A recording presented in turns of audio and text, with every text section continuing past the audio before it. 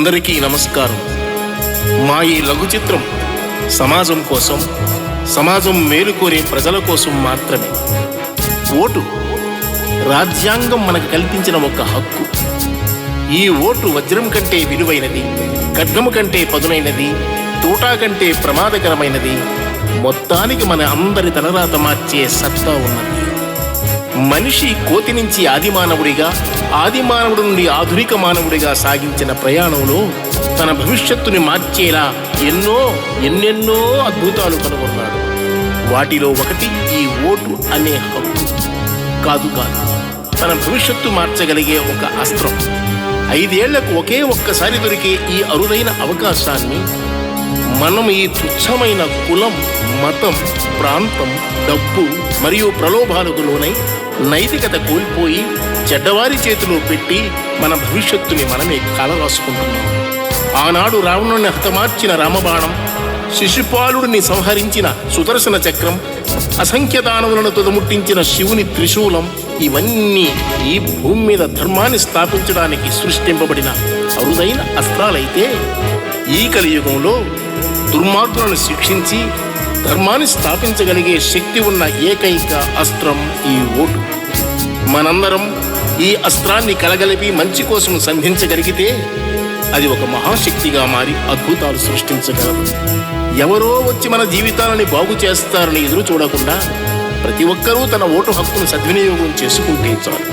ఆ భగవంతుడికి కలికి అవతారం ఎత్తి ఈ భూమి మీదకు రావాల్సిన అవసరం ఉండదు. ధర్మో రక్షతి రక్షితః.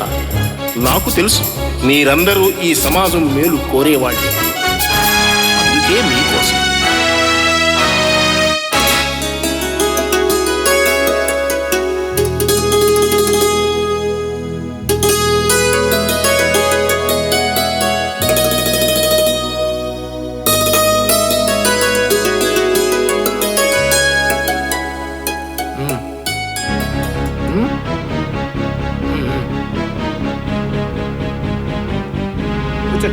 కూర్చోండి.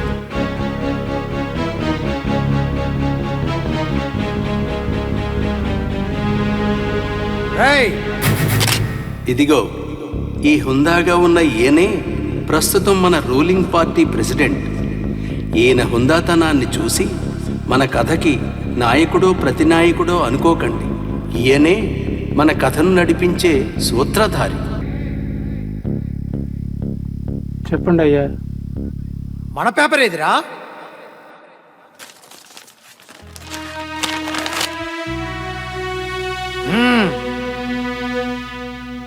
మనదనేది ఏదైనా సరే ముందుండాలి. అది పేపర్ అయినా సరే, పార్టీ అయినా సరే. ఇకపోతే ఇతనే యోగిబాబు, మన ప్రెసిడెంట్ గారి ఏకైక బావమరిది. మనిషి చూడడానికి స్వాతిముత్యంలో కమల్ హసన్లా కనిపించినా అవసరమైతే ఆపద్బాంధవుడులో చిరంజీవిలా కూడా మారుతాడు. మరోసారి రిపీట్ అయితే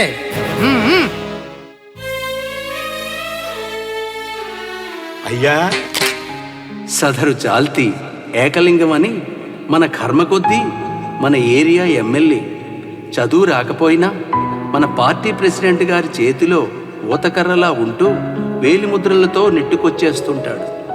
ఎప్పుడు మనం సమావేశమైనా సాయంత్రం 6 తర్వాతే. ఎందుకో? సూర్యుడు అస్తమించాకే కదా మా బావలో రాజకీయం ఉదయించేది. అయ్యా, నాకు తెలకడుగుతాను, మీ బావమరిదేంటి కొంప లోపల కూడా గొడుగు పట్టుకొని నిల్చున్నాడు? మీరంటే అంత బయటేటి? భక్తా పాడా? అదేం లేదయ్యా. నేను రాజకీయాల్లో చురుగ్గా ఉన్నప్పుడు ఎక్కువగా బయట సభల్లో, పాదయాత్రలో పాల్గొనేటప్పుడు వీడు నాకు గొడుగు పట్టడం అలవాటై అది అలా కంటిన్యూ చేసేస్తున్నాడు. వీడి స్పెషాలిటీ ఏంటంటే ఇంట్లోనే సరిగ్గా పట్టుకుంటాడు, బయట ఎండలో నేను, నీడలో ఆడు. మీ ఊళ్ళో సకానా మ్యాటర్ ఉందైతే. ఇదిగో కాంట్రాక్టర్, ఏంటి ఇలా వచ్చావు? మీకు తెలియందేముందండి, ఈసారి ఎలాగైనా ఆ 100 కోట్ల కాంట్రాక్టు నాకు వచ్చేటట్టు చేసే బాధ్యత మీదే. ఈయనే మన జిల్లాలో పేరు మోసిన కాంట్రాక్టర్. ఈయనకి ఒక లక్ష్యం ఉంది. ఎప్పటికైనా ఒక పెద్ద కాంట్రాక్టు దక్కించుకోవాలని చాలా ప్రయత్నాలు చేస్తుంటాడు. చూద్దాం ఈసారైనా దక్కించుకుంటాడో లేదో. అదేంటయ్యా, ముందే చెప్పాను కదా, ఈసారి కాంట్రాక్ట్ ముమ్మాడికి నీకే. ప్రతిసారి అలాగే చెప్తున్నారు, కానీ ఆ బొక్కపాటి అనిల్ గారికి ఇచ్చేస్తున్నారు. ఆ అనిల్ గడికి ఎప్పుడు బొక్కపడింది? బొక్క పడింది అనిల్ గాడి ఒంటికి కాదు, ఇంటికి. ఓరి నీలింగాన్ని పాతి పెట్ట, అది ఆడి ఇంటి పేరయ్యా. ఆపండ్రా మీనాసా. అదేం లేదయ్యా, ఆడ అదృష్టం బాగుండి ప్రతిసారి తక్కువకే టెండర్ వేసి పట్టుకుపోతున్నాడు. అవునులేండి, ఎవరికి టెండర్ వచ్చినా మీది మీకు వచ్చేస్తుంది కదా. అది సరే గాని ఈసారి టెండర్ మాత్రం ఖచ్చితంగా నీకే, ఇది కన్ఫర్మ్. ఎలా సార్, ఎలా అంత ఖచ్చితంగా ఎలా చెప్తున్నారు? నువ్వు టెండర్ పేపర్ మీద సంతకం చేసి ఖాళీ పేపర్లు ఆఫీసులో ఇచ్చి వెళ్ళవయ్యా. మిగతాది మా వాళ్ళు చూసుకుంటారు. అంటే నేను సంతకం చేసిన ఖాళీ టెండర్ పేపర్లు మీ వాళ్ళకి ఇస్తే మీ వాళ్ళు అందరికంటే ₹1 తక్కువ వేసి ఆ టెండర్ నాకు వచ్చినట్టు చేస్తారనమాట. ఏం బుర్ర సార్ మీది? అబ్బబ్బబ్బబ్బబ్బా, అది బుర్ర కాదు సార్, ఆ బ్రిటిషోడు వెళ్లే ముందు వదిలి వెళ్ళిన వారసత్వం సార్. అందుకే సార్ మిమ్మల్ని పురుషులలో ఉత్తముడు, పురుషోత్తముడు అంటారు సార్. అది సరే గాని నేను చెప్పిన కండిషన్ గుర్తుంది కదా? అమ్మమ్మమ్మ, ఎంత మాట ఎంత మాట! మీరు చట్టాన్ని మా చుట్టంలా మార్చినప్పుడు మీ ఇష్టానికి కష్టం కలిగిస్తానా? టెండర్ ఓకే అవగానే ఆ 10 ఎకరాల పొలం కాగితాలు మీ లాకర్లో ఉంటాయంటే నమ్మండి. ఇక సెలవు, ఇక సెలవు, ఇక సెలవు. ఏమమ్మా మేయర్ సరోజా, ఏంటి ఎలా వచ్చావు? అంతా కులాసానా? ఏం కులాసాలండి. ఇదిగోండి, ఈవిడే సరోజ. ఈ మధ్యనే రూలింగ్ పార్టీలో కొత్తగా చేరిందిలేండి. మనిషి అదృష్టం అన్ని గ్రహాలని చుట్టి వచ్చినట్టు ఈవిడ కూడా దాదాపు అన్ని పార్టీలని ముట్టి వచ్చింది. ఏ ఎండకు ఏ గొడుగు ఎలా పట్టాలో అనే సబ్జెక్టులో PhD కూడా చేసిందండోయ్. రూలింగ్ పార్టీలో ఉన్న పని తక్కువ రోజులు ఎక్కువ అనే సంస్థకు ఈవిడే ప్రెసిడెంట్. నానా తంటాలు పడి మేయర్ని అయ్యానా? అవును అయ్యావు, ఇప్పుడు ఎవడేట్టు కాదంది. అయినా ఏం లాభంలేండి, దులిపినోడు కన్నా ఏరుకున్నోడికి ఎక్కువ అన్నట్టు మాకేటి గుర్తింప పాడ. పేరుకే మేయర్ని, పవర్ మాత్రం మీ చేతిలోనే ఉంది కదా. ఓసోస్, నిన్న మొన్నటి దాకా కింద మీద మూసుకొని కుక్కిని పేన్లో పడి ఉండేది. ఇప్పుడేటి మేయర్ అయ్యిందనా ఓ తెగ రెచ్చిపోతుంది. గమ్ము నుండి పోయి బోడిలింగం, నోరు అదుపులో పెట్టకపోతే 64 పళ్ళు రాలిపోతాయి. అంత మాట అనేసినవేటి? నాను బోల్లింగాను కాదు, ఏకలింగాను. పళ్ళు రాలేక ఏకలింగం అయితే ఏటి, బోడిలింగం అయితే ఏటి, రెండు ఒకటే. ఇక ఈయన గురించి చెప్పాలంటే మనోడు ప్రేమించి పెళ్లి చేసుకొని కాపురం కూడా చేస్తున్నాడండోయ్. కాకపోతే అది మనిషితో కాదు, మనీతో. ఇతనికి డబ్బంటే ఎంత ఇష్టమంటే తన స్వీట్ల తయారీ ఫ్యాక్టరీలో పనిచేసే వాళ్ళంతా షుగర్ పేషెంట్లే. ఎమ్మెల్యే సాబ్కి ఉన్నవి 32 పళ్ళే కదా, మరి మేడం ఏంటి 64 బోల్తా హై?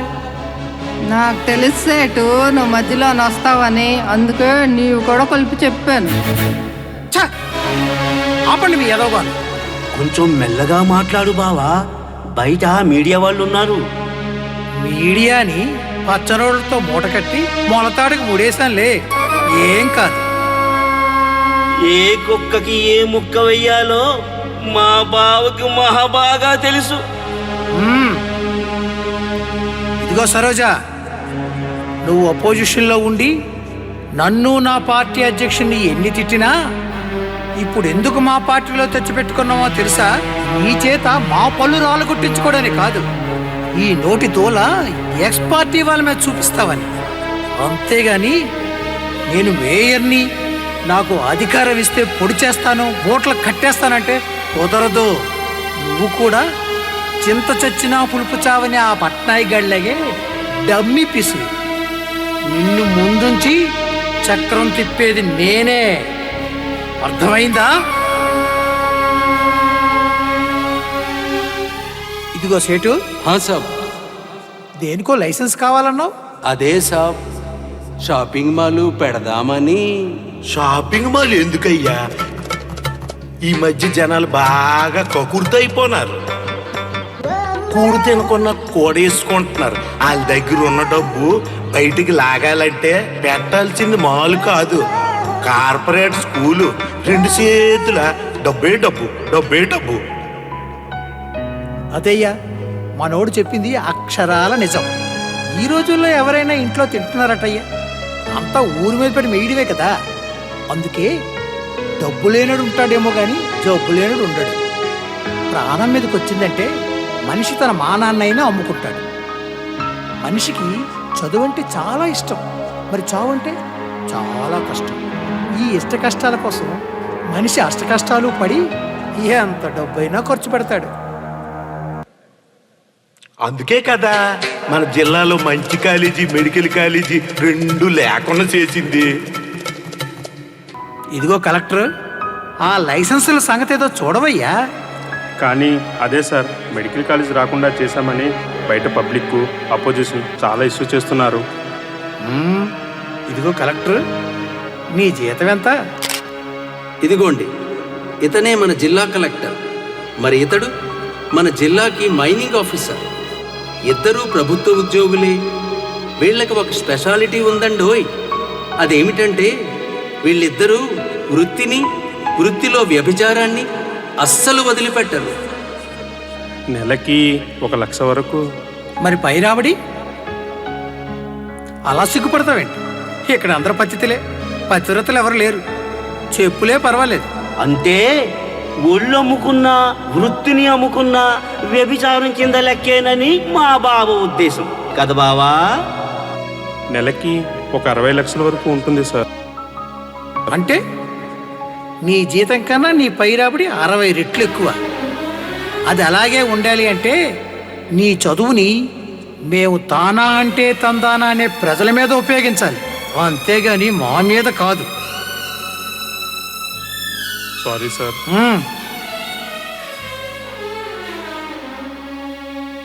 బావా, వీడిని చూస్తుంటే గవర్నమెంట్ ఆఫీసర్ల కంచం, మంచం, లంచం అనే కథ గుర్తుకు రావడం లేదు.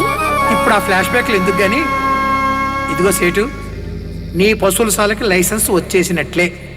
అదేనయ్యా స్కూలు, హాస్పిటలు. బహుత్ అచ్చా సాబ్, బహుత్ అచ్చా. నాకు కావాల్సింది షేక్ హ్యాండ్ కాదు సేటు, షేర్ హ్యాండ్. అదంతా మాట సాబ్, ఆధా షేర్ మీదే కదా. ఇక నేను చల్తా హై సాబ్. సార్, మీరు చెప్పినట్టే ఆ మైనింగ్ లీజులన్నీ మన సూట్ కేస్ కంపెనీలకే అలౌట్ చేశాను. నువ్వయ్యా నాకు నచ్చిన, నేను మెచ్చిన ఆఫీసర్. సార్, అంతా మీరు చెప్పినట్టే చేశాను. తర్వాత ఎటువంటి కేసులు రాకుండా మీరే చూసుకోవాలి. కేసుల సంగతి పక్కన పెట్టి ముందు ఈ సూట్ కేసు లోపల పెట్టి. అయినా భయం అనే బరువైన కిరీటం పెట్టుకొని స్వార్థం అనే సింహాసనం మీద కూర్చున్న ప్రజలున్నంత వరకు మనం భయపడవలసిన అవసరమే లేదులే. సరిగ్గా చెప్పారు. స్వార్థం ఉన్న చోట భయం, భయం ఉన్న చోట భక్తి ఉండడం కామన్. అందుకే మన దేశంలో ప్రజలకి తినటానికి తిండి లేకపోయినా మేషాలకి మతాన్ని చమురుగా రాసుకొని గర్వంగా బ్రతకడం అలవాటైపోయింది.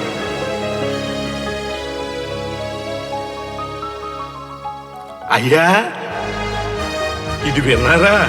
ఆ కళ్యాణ్ బాబు ఈరోజు మన టౌన్లో మీటింగ్ పెట్టి మన పార్టీని బాగా ఉతికారేస్తున్నాడట.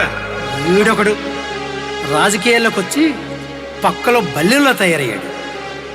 ఏదైనా అందామంటే అనడానికి ఏమీ లేదు.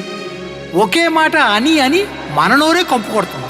పోనీ ఏదైనా పనికొచ్చే పని చేద్దామంటే, అయ్యా, మనకి పనికొచ్చే పనా లేక మందకి పనికొచ్చే పనా? అవునయ్యా, మనకు పనికొచ్చే పనే. చివరికి ఏది చేయాలన్నా 1కి 100 సార్లు ఆలోచించవలసి వస్తుంది కదా. అవును బావా, నిద్దట్లో కూడా కళ్యాణ్ బాబు అని కలవరిస్తుంటే కొంప తీసి దత్తత తీసుకుంటావేమోనని భయం వేసింది. ఆయన్ని దత్తత తీసుకునే దమ్ము ఎవడకొందలేండి. సావు అంటే భయం లేదు, డబ్బు అంటే ఆశ లేదు, పదవంటే వ్యామోహమే లేదు. ఇలాంటి ఏ ప్యాకేజ్ ఇచ్చి కొనగలరులేండి. అయితే ఇంకో మాట చెప్పండి.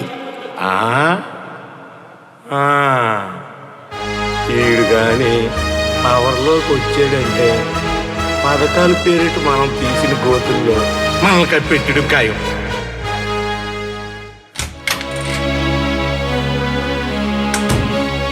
ఎక్కడికి వెళ్ళావురా? ఇతనే మన కథకు కథానాయకుడు లాంటివాడు. కాదు కాదు, కథానాయకుడే అనుకోండి. మన ప్రెసిడెంట్ గారి కడుపులో పుట్టిన ఏకైక ప్రహ్లాదుడు. మన కథను మలుపు తిప్పేది కూడా ఇతనే. నిలువెత్తు నిజాయితీ ఊళ్ళోకి వచ్చిందంటే చూడ్డానికి వెళ్ళాను. అంటే వాడు నిజాయితీ పరుడు, మేము నీతి మల్లెలవా? నేను ప్రత్యేకించి చెప్పనక్కర్లేదు. బయటికి వెళ్ళి ఎవరిని అడిగినా చెబుతారు మీ అవినీతి హరికథ. అట్టాగైతే ఈ జనాలు మాకెందుకు ఓటేసి గెలిపిస్తారు? మీరు గెలిచేది జనాలు వేసిన బోట్లతో కాదు, వాళ్ళు పుచ్చుకున్న నోట్లతో.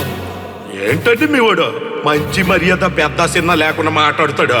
మంచి మర్యాద అనేవి వయసుతో సంబంధం లేకుండా అందరూ సరి సమానంగా ఇచ్చిపుచ్చుకునేవి ఎమ్మెల్యే గారు. ఆ, ఇదంతా నీకోసమేరా. నా తర్వాత ఈ ఆస్తిని, నా రాజకీయ వారసత్వాన్ని ముందుకు తీసుకెళ్లాల్సింది నువ్వే కదా. వద్దు, మీ అవినీతి సామ్రాజ్యానికి, కుటిల రాజకీయాలకి నన్ను వారసుని చెయ్యొద్దు.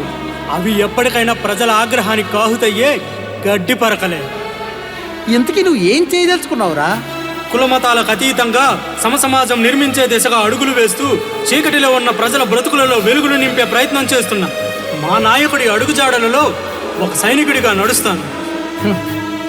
ఏంటి, కులమతాలకు అతీతంగా సమసమాజం నిర్మిస్తాడా? అసలు కులం మతం అంటే ఏంటో తెలుసా? కులమతాలు రాజకీయాల్లో ఎదుగుదలకి పునాదులు లాంటివిరా. అసలు కులమతాలనే ముసుగే లేకపోతే ప్రపంచంలో ఏ పార్టీ కూడా నిలబడలేదురా. ప్రజల్లో ఉన్న కులపిచ్చివలే కదా రాజకీయమైన రంగస్థలం ఇంత నిలకడగా రాణిస్తుంది. కులపిచ్చి గజ్జి లాంటిది బావా. మనం గోక్కుంటూ పోతే అది పాక్కుంటూ పోతుంది. విచిత్రం ఏమిటంటే ఒంటి మీద ఉన్న గజ్జికి మందుంది కానీ ఒంట్లో ఉన్న కుల గజ్జికి మందే లేదు. మీ నాయకుడు ఏమైనా ఉద్ధవతారం ఇతను గౌతముడు అనుకున్నావా? ప్రజలు ఉద్ధరించడానికి? అవును, ఆయన ఈ కాలంలో పుట్టిన బుద్ధుడే. నాడు బుద్ధుడు విలాసవంతమైన జీవితాన్ని వదులుకొని ప్రజల కోసం ఒక సామాన్యుడిలా బ్రతికాడు. నేడు ఈయన కూడా డబ్బు, పలుకుబడి, ప్రజాదరణ వీటితో పాటు మహారాజు లాంటి జీవితాన్ని వదులుకొని రోడ్ల మీదకు వస్తే మీలాంటి వాళ్ళు ఎన్ని తిట్టినా భరిస్తూ సామాన్యులకు నేనున్నాను అని భరోసా ఇస్తూ ముందుకు సాగుతున్న నేటి బుద్ధుడు. బుద్ధం శరణం గచ్ఛామి, పవనం శరణం గచ్ఛామి. అంటే ఏంటి? అప్పుడు ప్రజలకు బుద్ధుడు ఎలా గతి అయ్యాడో ఇప్పుడు అందరికి ఈయనే గతి. ఆ మహాతల్లి ఏ ముహూర్తాన పేరు పెట్టిందో కళ్యాణ్ బాబు అని. నిజంగా అతని జీవితాన్ని లోక కళ్యాణం కోసమే అంకితం చేశాడు మహానుభావుడు. ఇటువంటి వాడిని ఆడిపోసుకుంటే చివరికి అడుగు తిందామన్న మెతుకు కూడా రాలేదు.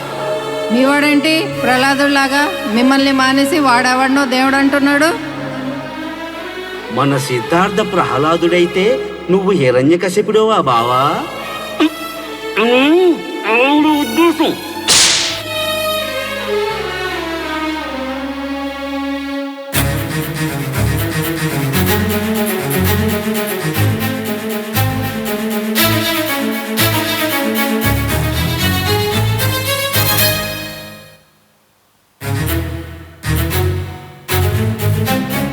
బావ అంటే తండ్రి తర్వాత తండ్రి లాంటివాడు. నాకు ఊహ తెలిసిన నుండి నిన్నే అన్నీ అనుకున్నాను. ఇన్నాళ్ళు నీ వెంట ఉంటూ ఇష్టం లేకపోయినా నువ్వు చేసే ప్రతి వెధవ పనికి సమర్థిస్తూ ఒక సాక్షిలా ఉన్నాను. నువ్వు నన్ను కొట్టావని బాధ లేదు బావా, కానీ చిన్నవాడైన సిద్ధుకి ఉన్నంత జ్ఞానం నీకు లేదే అని బాధగా ఉంది బావా. ఏంట్రా నువ్వు నువ్వు నాకు నీతులు చెప్తున్నావు? నీతులు కాదు బావా, నిజాలు. నిజం నిప్పు లాంటిది. తిరస్కరిస్తే కాల్చేస్తుంది, అంగీకరిస్తే వెలుగునిస్తుంది. మనం ఒప్పుకోనంత మాత్రాన నిజం అబద్ధం అయిపోతుగా. మంచి మనిషికో మాట, మంచి పశువుకో దెబ్బ అంటారు. నాకో దెబ్బ పడింది. చిన్నవాడినైనా సరే ఒక మాట చెబుతాను విను బావా. మంచివాడు ఎప్పుడు గొప్పవాడు కాడు బావా, మంచివాడిగా మారినవాడే గొప్పవాడు. అవును నాన్న, మామయ్య చెప్పింది అక్షరాల నిజం. మార్పే గెలుపుకైనా అభివృద్ధికైనా నాంది. మనిషి మారితే మహనీయుడవుతాడు, మారకపోతే మట్టిలో కలిసిపోతాడు. నువ్వెప్పుడూ అంటుంటావే నా కులం నా మతం అని. వాటి వల్ల కొందరివాడివి అవుతావు నాన్న నువ్వు, అందరివాడివి కాలేవు నాన్న నువ్వు. ఇప్పటికైనా ఆలోచించు బావా, ఇవన్నీ వదిలి మాతో రా. మనల్ని కులం నుండి పార్టీ నుండి వెలివేస్తారా? ఇంకా ఆ కులాన్ని పట్టుకొని వేలాడతావేంటి బావా? ఎప్పుడు కులం కులం అంటావు. మనకి జబ్బు చేస్తే వేసుకునే మందు కనిపెట్టిన సైంటిస్టుది ఏ కులం? మనం చావు బ్రతుకుల్లో ఉన్నప్పుడు వైద్యం చేసే వైద్యుడిది ఏ కులం? పంట పండించే రైతుది ఏ కులం? సూర్య చంద్రులది ఏ కులం? పగలు రాత్రిది ఏ కులం? తాగే నీటిది ఏ కులం? పీల్చే గాలిది ఏ కులం? పారే సెలయేరుది ఏ కులం? ఆకాశంలో హాయిగా ఎగిరే పక్షులది ఏ కులం? వీటన్నిటికీ ఈ కులం అనే కంచె లేదు కాబట్టే అవి స్వేచ్ఛగా ఉంటున్నాయి బావా. ఈ సృష్టిలో దేనికి లేని ఈ కులం, మతం, స్వార్థం, ద్వేషం అనే కంచెలు ఎప్పుడు పోతామో తెలియని మనకెందుకు బావా? ఈ కంచెను దాటి ఒక్కసారి బయటికి రా. ఈ జీవితం ఒక వరంలా, ఈ ప్రపంచం ఒక స్వర్గంలా కనిపిస్తాయి. ఇక పార్టీ అంటావా? అదేమైనా ప్రజల కోసం పెట్టిందా? సొంత ప్రయోజనాల కోసమే కదా. కేసుల నుండి తప్పించుకొని సూటి కేసులు తెప్పించుకోవడానికే కదా. సిద్ధుని ఆ దేవుడు నీ కడుపును పుట్టించినా నీలా పుట్టించలేదు. ఎందుకో తెలుసా? నువ్వు మారడానికి ఒక్క అవకాశం ఇవ్వడానికి. ఇప్పటికైనా మారి మాతో వస్తావో, లేక ఈ ఊబిలోనే ఒంటరిగా కూరుకుపోతావో నీ ఇష్టం, నీ ఇష్టం.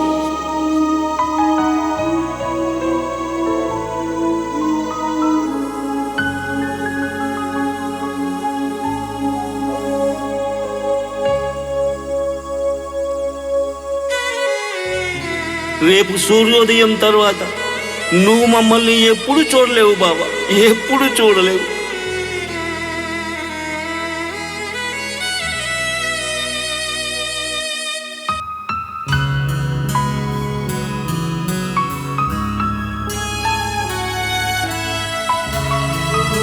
వద్దు, మీ అవినీతి సామ్రాజ్యానికి, కుటిల రాజకీయాలకి నన్ను వారసుని చెయ్యొద్దు.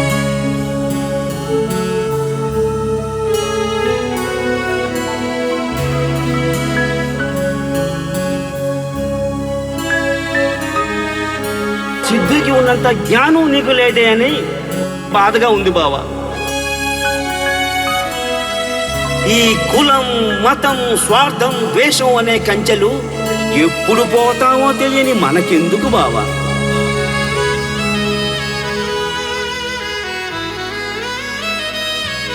కొందరివాడివి అవుతావు నాన్న నువ్వు, అందరివాడివి కాలేవు నాన్న నువ్వు.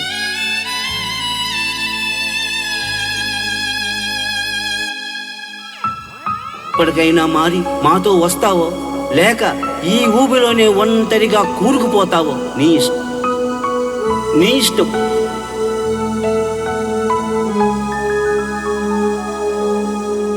ఆగండి, నేను మీతో పాటు వస్తాను. మీ ఎదురు లేని జీవితం నాకెందుకు? నా కొడుకే నన్ను ద్వేషిస్తుంటే నా మీద నాకే అసహ్యం వేస్తుంది. నేను మనిషినే, నాలోనూ ఏ కొసనో మానవత్వం ఉంది. ఇక ఈ ఊపిలో నాకు బ్రతకాలని లేదు. ఇప్పటికైనా నేను మారకపోతే ఈ జీవితానికి ఇక అర్థమే ఉండదు. పదండి, నేను కూడా మీతో పాటు ఒక సైనికుల్లా ఆయన అడుగుజాడులను నడుస్తాను. పదండి. మనిషిగా ఆలోచిస్తే అంతా మంచే కనిపిస్తుంది, మంచే జరుగుతుంది. మృగంలా ఆలోచిస్తే అంతా చెడే కనిపిస్తుంది, చెడే జరుగుతుంది. యద్భావం తద్భవతి. ఓం శాంతి శాంతి.